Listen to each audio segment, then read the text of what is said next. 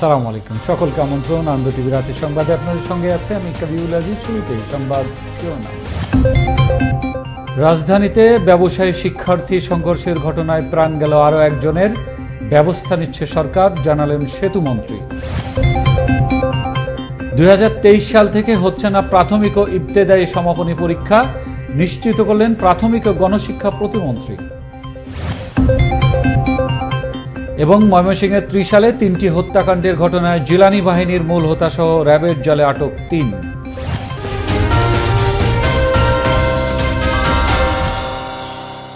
শুনছিলেন সংবাদ শিরোনাম, এবার বিস্তারিত।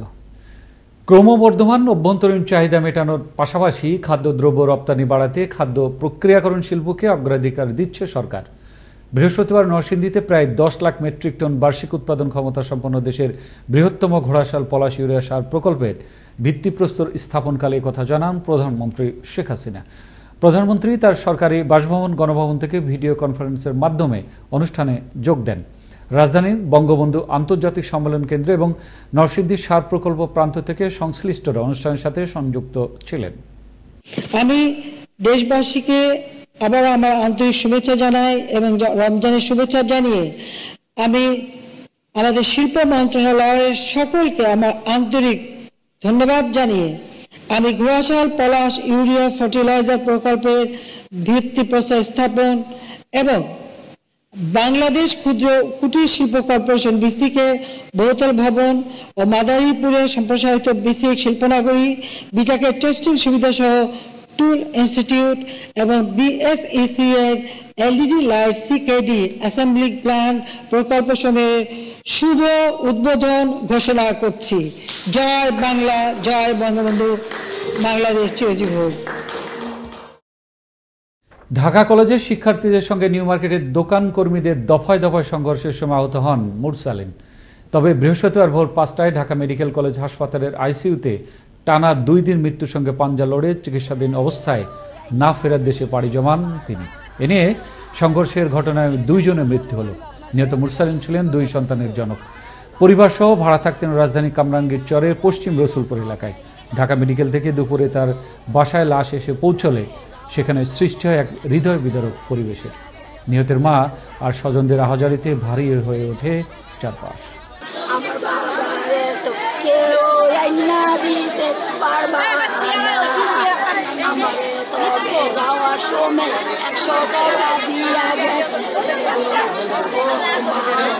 ছেলের একটা বাচ্চা কোলে, বাচ্চাটা নিয়ে কই যাইবে, তাও তো কোনো পথ নাই।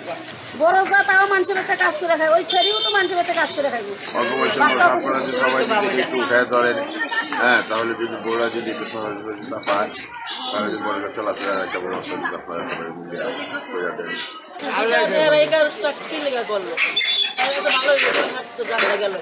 এদিকে ঢাকা কলেজের শিক্ষার্থী নিউ মার্কেটের ব্যবসায়ীদের মধ্যে সংঘর্ষের ঘটনায় সরকার ব্যবস্থা নিচ্ছে বলে জানিয়েছেন আওয়ামী লীগের সাধারণ সম্পাদক এবং সড়ক পরিবহন ও সেতুমন্ত্রী ওবায়দুল কাদের। বৃহস্পতিবার বঙ্গবন্ধু এভিনিউ আওয়ামী লীগের কেন্দ্রীয় কার্যালয়ে আয়োজিত আলোচনা সভায় তিনি একথা জানান। এই সময় বিএনপির আমলে নিউ মার্কেট এলিফ্যান্ট রোড এলাকা প্রতিদিন রণক্ষেত্র ছিল বলে মন্তব্য করেন তিনি। নিউ মার্কেটে গোলমাল, তাতেই বাংলাদেশ যেন আকাশ ভেঙে পড়েছে। বিএনপি আমলে একটা দিন কি বাকি ছিল, নিউ মার্কেট এলিফ্যান্ট রোড এলাকা ছিল প্রতিদিন রণক্ষেত্র। ভুলে গেছেন ফখরুল সাহেব কি অবস্থা ছিল ঢাকা কলেজের আশেপাশে? ভুলে গেছেন? সরকার তো এখানে হস্তক্ষেপ করেছে, ব্যবস্থা নিচ্ছে। এটা তো পার্মানেন্ট রণক্ষেত্র হয়নি, আপনাদের সময় যা হয়েছে। আগামী বছর থেকে প্রাথমিক শিক্ষা সমাপনী পিইসি ও ইবতেদায়ী পরীক্ষা নেওয়া হবে না বলে জানিয়েছেন প্রাথমিক গণশিক্ষা প্রতিমন্ত্রী জাকির হোসেন। বৃহস্পতিবার প্রাথমিক গণশিক্ষা মন্ত্রণালয়ের এক সংবাদ সম্মেলনে তিনি একথা জানান। এ সময় তিনি বলেন, নতুন কারিকুলাম বাস্তবায়ন হলে সব ধরনের পরীক্ষা তুলে দেওয়া হবে। এক্ষেত্রে শিক্ষার্থীদের ধারাবাহিক মূল্যায়নের মাধ্যমে তোলা হবে পরবর্তী ক্লাসে। চাঞ্চল্যকর ও আলোচিত ময়মনসিংহের ত্রিশালে পরপর 3টি হত্যাকাণ্ডের ঘটনায় ভূমিদস্যু সিন্ডিকেট জিলানি বাহিনীর মূল হোতা আব্দুল কাদের জিলানি ও তার সহযোগী সহ 3 জনকে গাজীপুরের বিভিন্ন এলাকা থেকে গ্রেপ্তার করেছে র্যাব 14। বৃহস্পতিবার সকালে রাজধানীর করণ বাজার র্যাব মিডিয়া সেন্টার এসব তথ্য তুলে ধরেন র্যাবের আইন ও গণমাধ্যম শাখার পরিচালক কমান্ডার খন্দকার আল মঈন। র্যাব জানায়, এলাকায় সন্ত্রাসী, ভূমি দখল ও বিভিন্ন অপকর্মের জন্য 20 থেকে 25 জনের একটি বাহিনী গড়ে তোলে আব্দুল কাদের জিলানী। এছাড়াও তার বিরুদ্ধে বিভিন্ন থানায় 2টি হত্যা মামলা সহ 12টি মামলা, 10টি জিডি রয়েছে। কক্সবাজারের পেকু উপজেলার স্বাস্থ্য কমপ্লেক্সে নৈশ প্রহরী চক্রের প্রভাবে সর্বশান্ত গণমাধ্যম কর্মী থেকে শুরু করে সর্বসাধারণ অ্যাম্বুলেন্স বাণিজ্যের কবলে, রোগে মৃত্যুর অভিযোগ সহ বিভিন্ন অভিযোগ রয়েছে স্বাস্থ্য কমপ্লেক্সটির নৈশ প্রহরী মিফতাবউদ্দিন ও তার চক্রের বিরুদ্ধে। এ থেকে পরিত্রাণ চান সব রকম ভুক্তভোগীরা। কক্সবাজার থেকে আমিরুল ইসলাম রাশেদের প্রতিবেদনে থাকছে বিস্তারিত। কক্সবাজারের পেকুয়া উপজেলার স্বাস্থ্য কমপ্লেক্সটি 1994 সালে প্রতিষ্ঠার পর 20 শয্যা থেকে 50 শয্যায় উন্নীত হওয়ার পর চরম জনবল সংকটে পড়ে। সংকট নিরসনে 2018 সালে চুক্তিভিত্তিক স্থানীয় শিকদারপাড়ার মিফতাবউদ্দিন সহ 3 জনকে নৈশ প্রহরী হিসেবে নিয়োগ দেয় কর্তৃপক্ষ। অভিযোগ রয়েছে, নিয়োগের পর থেকে মিফতাবউদ্দিন নামের ওই নৈশ প্রহরী স্থানীয় প্রভাব খাটিয়ে হাসপাতালে আসা রোগীদের নানান ধরনের হয়রানি, এমনকি শারীরিক লাঞ্ছিতও করেন তিনি। এমনকি হাসপাতালের অ্যাম্বুলেন্স বাণিজ্যের সাথেও সম্পৃক্তের অভিযোগ তার বিরুদ্ধে। পেকুয়া সরকারি হাসপাতালে অ্যাম্বুলেন্স সিন্ডিকেটের কারণে একটা রোগী মারা গেছে। এই যে সিন্ডিকেটগুলো আছে, সিন্ডিকেটের কারণে হাসপাতালের রোগীরা খুবই অতিষ্ঠ। এদিকে রোগীর মৃত্যু হলে সে মৃতদেহের লাশ বের করতেও নৈশ প্রহরী মিফতাবকে ম্যানেজ করা যেন অঘোষিত নিয়মে পরিণত হয়েছে পেকুয়া উপজেলা স্বাস্থ্য কমপ্লেক্সটিতে। গেলে টিয়া খুঁজে এবং আরাত্তর টিয়া খুঁজে, তারপরে যখন মানুষ গেলে ও ডাক্তারের না মানুষের ঘাট ধরে বাইর করে দিই, নির্যাতন করে। অভিযোগ রয়েছে, হাসপাতাল চত্বরে টাকা না দিলে গাড়ি পার্কিং এরও নেই কোনো সুযোগ। অভিযোগ এই ভুক্তভোগী ব্যক্তির। গাড়িটা পার্কিং করা যায়, দেখি আমার গাড়ি নিচে নাই। পরে জানতে পারি ওখানের নৈশ প্রহরী মিফতাবউদ্দিন তিনি আমার গাড়িটা কোথায় রেখেছেন। পরে আমি বিভিন্ন জায়গায় অভিযোগ করার পরে গাড়িটা আমাকে দেখিয়ে দেয়, আমি পরে গাড়িটা ওখান থেকে উদ্ধার করে নিয়ে আসি। এই নৈশ প্রহরীর চক্রের হাত থেকে রেহাই পায়নি গণমাধ্যম কর্মীরাও। মারধরের অভিযোগে নৈশ প্রহরীর বিরুদ্ধে মামলা দায়ের করেন স্থানীয় প্রেস ক্লাব সভাপতি। আমার উপর হামলা চালায় এবং এই ঘটনায় আমি মামলাও করেছি। তার বিরুদ্ধে আইনানুগ ব্যবস্থা নেওয়ার জন্য আমি প্রশাসনের কাছে জোর দাবি জানাই।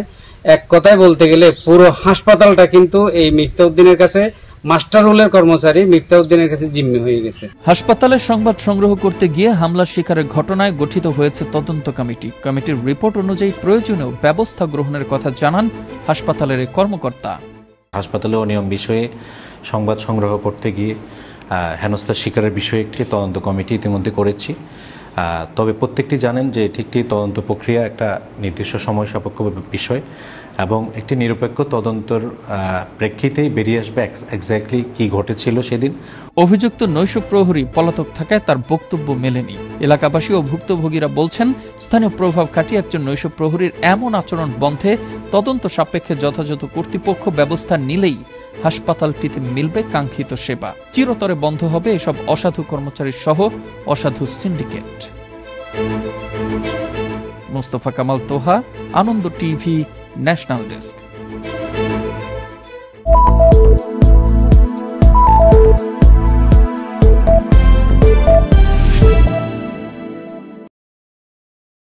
বৃহস্পতিবার উত্তর আফগানিস্তানের মাজারি শরীফ প্রদেশের একটি শিয়া মসজিদে দুপুরের নামাজের সময় ঘটে ভয়াবহ বিস্ফোরণের ঘটনা। এতে কমপক্ষে 5 জন নিহত, 65 জন আহত হয়। নিহতের সংখ্যা প্রাথমিক পরিসংখ্যানের চেয়ে বেশি হতে পারে বলে আশঙ্কা করা হচ্ছে। বিস্ফোরণের পর তালেবান নিরাপত্তা বাহিনী মসজিদের দিকে যাওয়ার সড়ক বন্ধ করে দেয়। তালেবানের ক্ষমতা দখলের পর আফগানিস্তানের বিভিন্ন প্রান্তে ধারাবাহিকভাবে আক্রমণের শিকার হচ্ছে শিয়া জনগোষ্ঠীর মানুষ। পাশাপাশি হাজারা, তাজিক ও উজবেক সহ সংখ্যালঘু জনগোষ্ঠীর উপরেও ঘটছে ক্রমাগত হামলার ঘটনা। এবার খেলার সংবাদ।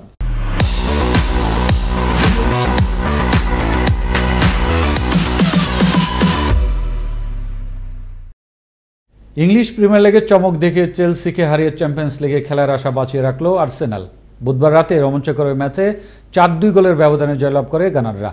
দলটির জোড়া গোল করেন এডি এনকেটিয়া, বাকি 2টি গোল করেন স্মিথ রোয়ে ও বুকায়ো সাকা। চেলসির হয়ে 2 গোল করেন টিমো ভের্নার ও সেসার আসপিলিকুয়েতা। বুধবার গাজীপুর মহানগর প্রেস ক্লাবের উদ্যোগে স্থানীয় একটি মিলনায়তন অনুষ্ঠিত হল ইফতার পার্টি ও দোয়া মাহফিল। এতে প্রেস ক্লাবটির সকল নেতৃবৃন্দ, আনন্দ টিভির বিশেষ প্রতিনিধি আব্বাস উদ্দিন সহ বিভিন্ন মিডিয়ায় কর্মরত গণমাধ্যম কর্মী অংশগ্রহণ করেন। আব্দুল্লাহ মামুন সরকারের সভাপতিত্বে এ সময় প্রধান অতিথি হিসেবে উপস্থিত ছিলেন গাজীপুর মহানগর যুবলীগের আহ্বায়ক কামরুল আহসান সরকার রাসেল। এদিকে গাজীপুর সদর থানার টাঙ্কিরপাড় এলাকায় বৃহস্পতিবার দিন দুপুরে এক আইনজীবীর বাড়িতে ঘটল দুর্ধর্ষ চুরির ঘটনা। ভুক্তভোগীর অভিযোগ, নগদ টাকা, স্বর্ণালংকার সহ বিভিন্ন মালামাল চুরি করে অজ্ঞাতরা। পরে সদর থানায় ভুক্তভোগী বাদী হয়ে একটি অভিযোগ দায়ের করেন। এ ঘটনায় তদন্ত সাপেক্ষে ব্যবস্থা গ্রহণ করা হবে বলে জানায় স্থানীয় থানা পুলিশ। 1টার দিকে নয়তো 1:30টার দিকে এরকম এসে বলতেছে যে ভিতরে থেকে তালাটা খুলে এই যে আলমারিটা এভাবে ভেঙে আলমারিতে যা ছিল সবকিছু উঠে গেছে। বুধবার সকালে যশোর শিল্পকলা একাডেমিতে অনুষ্ঠিত হল 2021-22 অর্থবছরের তেল জাতীয় ফসল উৎপাদন বৃদ্ধি প্রকল্পের যশোর ও খুলনা অঞ্চলের আঞ্চলিক কর্মশালা। এতে কৃষিবিদ হৃদয়েশ্বর দত্তের সভাপতিত্বে প্রধান অতিথি হিসেবে উপস্থিত ছিলেন কৃষি সম্প্রসারণ অধিদপ্তরের প্রকল্প বাস্তবায়ন আইসিটি উইংয়ের পরিচালক কৃষিবিদ দিলীপ কুমার অধিকারী।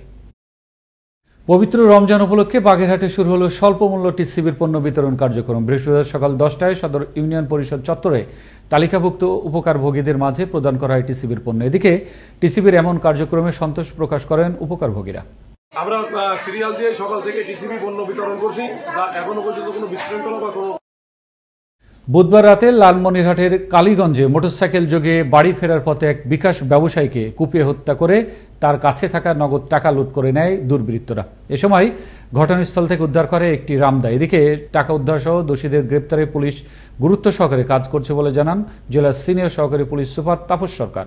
রাত্রি 12টা থেকে 12:30টার মধ্যে কালীগঞ্জ থানার চাপারহাট নামক এলাকায় জনৈক বিকাশ ব্যবসায়ী সে বাড়িতে ফিরে যাচ্ছিলেন। তার ব্যবসায়িক কার্যক্রম শেষ করে দুর্বৃত্তরা তাকে রাস্তায় রামদা দিয়ে তাকে তার গলার বাম পাশে আঘাত করে। দেখছেন আনন্দ টিভি রাতের সংবাদ। নিচ্ছে আরো একটি বিরতির পর যা থাকছে। নোয়াখালীর বেগমগঞ্জে ডাকাতির প্রস্তুতিকালে বিভিন্ন প্রকার অস্ত্র সহ গ্রেপ্তার 4 এবং গাজীপুর ও ব্রাহ্মণবাড়িয়ায় র্যাবের পৃথক অভিযানে বিপুল পরিমাণ ইয়াবা সহ গ্রেপ্তার 2।